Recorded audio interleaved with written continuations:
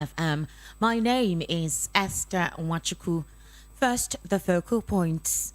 Organized private sector sets $9 trillion agenda for federal government.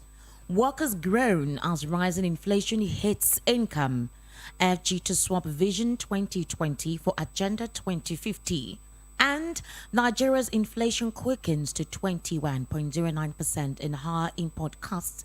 Others. Details now.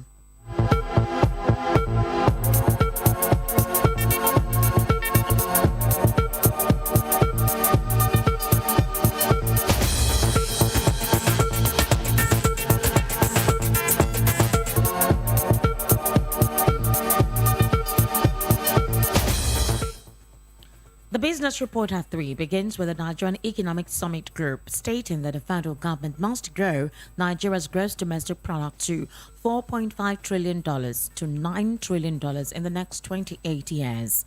Speaking at the 28th edition of the Nigerian Economic Summit themed Shared Prosperity 2023 and beyond in Abuja on Monday, Chairman of the Nigerian Economic Summit Group, Asue Ighodalo, said Nigeria's Agenda 2050 must focus on turning Nigeria into the most prosperous black country in the world, with a GDP per capita that is at par with the OECD countries by 2050. The Nigeria Agenda 2050 was recently developed by the current administration to transform the country into an upper middle income developing country with a per capita income of $33,000. But Ighodalo said if the country took a clear economic path, it would mean, just based on today's OECD indices, that we would need to grow our GDP to somewhere between $4.5 trillion and $9 trillion, depending on whether we're able to remain at a population of around 220 million or continue to grow to the 450 million we have been projected to reach by 2050. He said the government must begin to build an economy that was 10 to 20 times bigger than the current $440 billion economic size and should target growing the GDP at over 15% every year. In the meantime, Nigeria's minimum wage of 30,000 naira cannot meet the needs of average Nigerians, especially workers or those in the fixed income bracket. The spiraling inflation is hurting several Nigerian workers as many struggle to afford. In September 2022 was 23.34% on a year-on-year basis, marking an uptick from the 23.12% recorded in the previous month. The increase in the food index was attributed to the increases in prices of bread and other food products.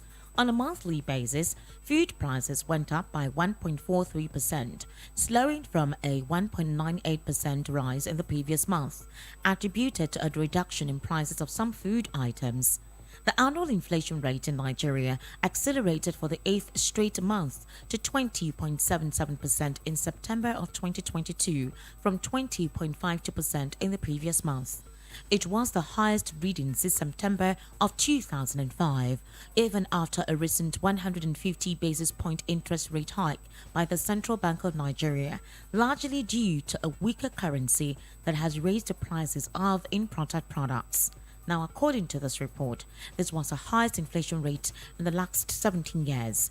The major rise in the cost of products and the poor state of the economy presently have imposed hardship on Nigerians and threatened to raise the level of poverty among citizens in the country. The minimum wage in Nigeria has remained unchanged at 30,000 naira monthly in 2022.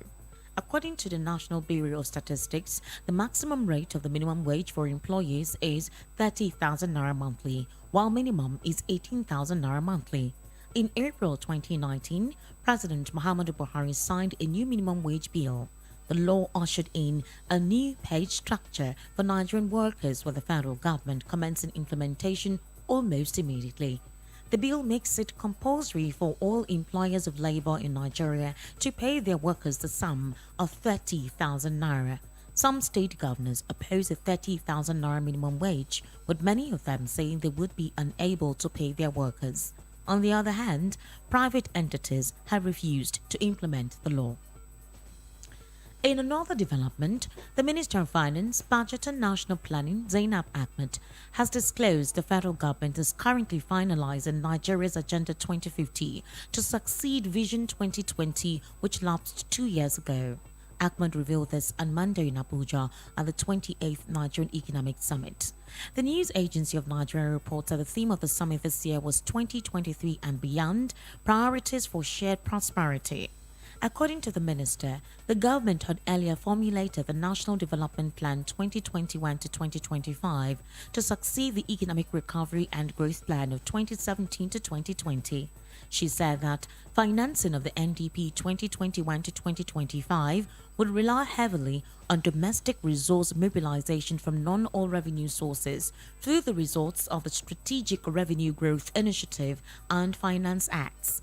Ahmed further stressed that the theme for this year's NES was carefully chosen to provide direction for stakeholders to examine the progress the present government had made in delivering the NDP 2021-2025. Furthermore, that the Nigeria Agenda 2050, which would be inaugurated soon, seeks to increase the country's per capita gross domestic product to $33,000. She, however, commended President Muhammadu Buhari for his continued support to the Nigerian Economic Summit Group in the last 7 years. She said that the collaboration between the Finance Ministry and the group had provided a platform for regular dialogue and engagement with the private sector and other stakeholders. And still on the Business Report at 3, Nigeria's headline inflation rate rose for the 9th consecutive month to 21.09% in October 2022 from 20.77% in the previous month. The National Bureau of Statistics, in its latest Consumer Price Index report, said the factors responsible for the increase were the disruption in the supply of food products, increase in cost of importation due to the persistent currency depreciation, and general increase in the cost of production.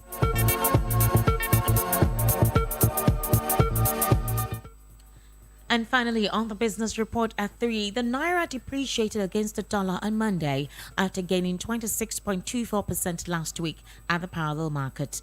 The local currency lost off 8.24 of its value after trading as the dollar was quoted at an average of 768 Naira to a dollar, as against 705 Naira quoted on Friday at the black market.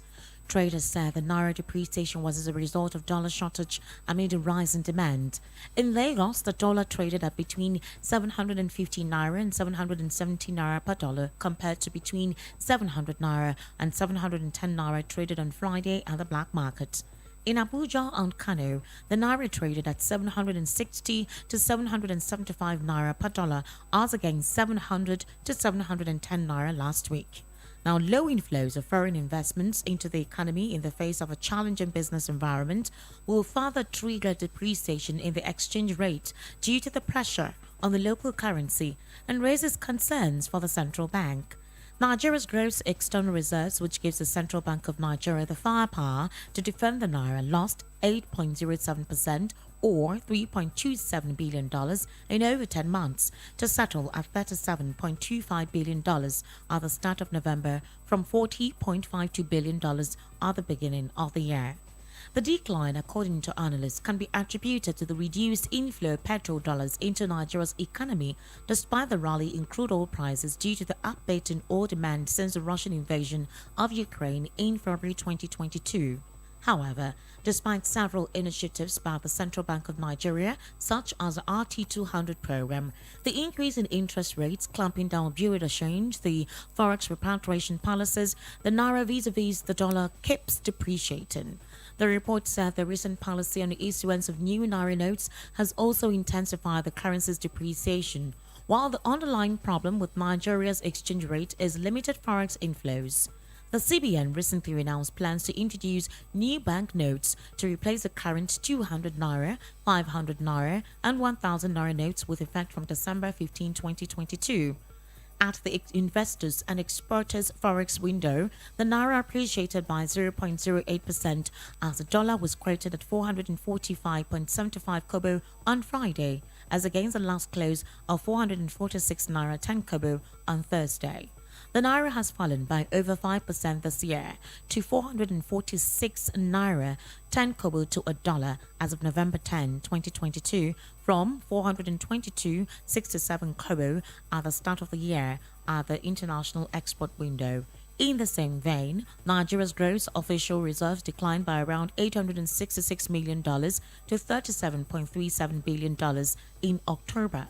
Over the years, the CBN has always maintained a culture of intervening in the various foreign exchange markets, such as the I&E and the secondary market intervention sales windows, respectively, following the difficulties experienced in those markets with foreign supply. And just before we wrap up the Business Report at 3, let's take a look at the focal points.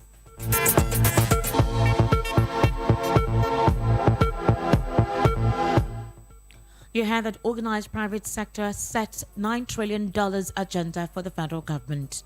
Workers groan as rising inflation hits income. Federal government to swap Vision 2020 for Agenda 2050. And Nigeria's inflation quickens to 21.09% on higher import costs. And that is a wrap on the Business Report at 3 on Voice of the People 90.3 FM. My name is Esther Wachuku. Do follow our social media platforms at VOP 903 FM. Good afternoon and thank you for listening.